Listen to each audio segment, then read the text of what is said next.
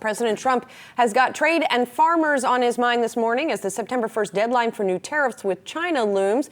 In a Fox News radio interview with Brian Kilmeade this morning, Trump said, quote, "China plays a vicious game and they've been targeting our farmers." He went on to say farmers are with him all the way. We're joined now by Hope Pjesky, a beef, cattle, and wheat farmer in Goltry, Oklahoma. Hope, it's good to see you again. I think we checked in with you, about a month and a half ago. I'm curious how the summer has progressed for you and some of your colleagues in the farming community.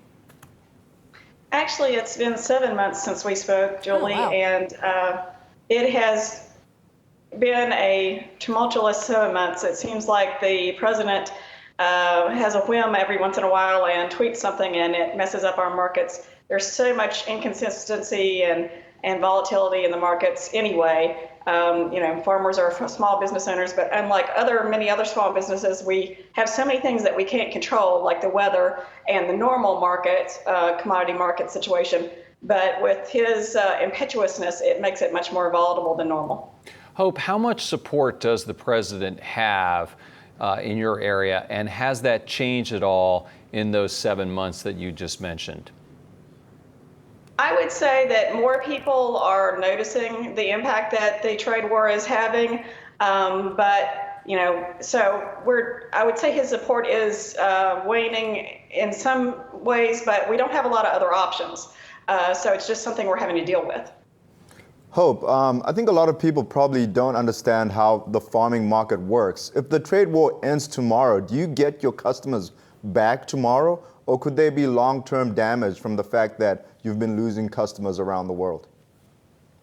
I think that there will be some long-term damage for certain commodities, definitely. I think, our industries, our commodity groups over many, many years have been working to establish markets in many other countries around the world and have, in many cases, established wonderful markets.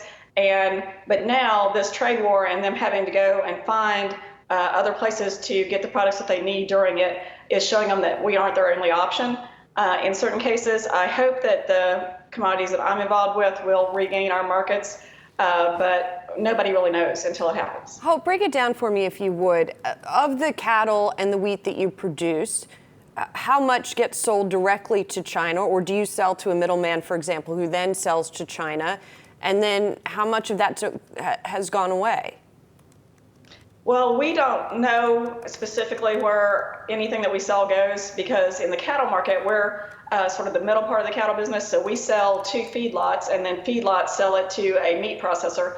And then, of course, the processors sell meat all over the United States and all over the world. So it's likely that certain parts of some of our cattle may have been going to China, although the Chinese market just recently opened up to American beef, and we hadn't gotten a very good market there yet. I hope that will change once this is all over with, and we'll get a larger share of their market. With wheat, the same thing happens. As we sell wheat, it goes to our local elevator, and then larger companies buy it from the local elevator, and we don't necessarily know where it goes. Right. So I guess some of it was.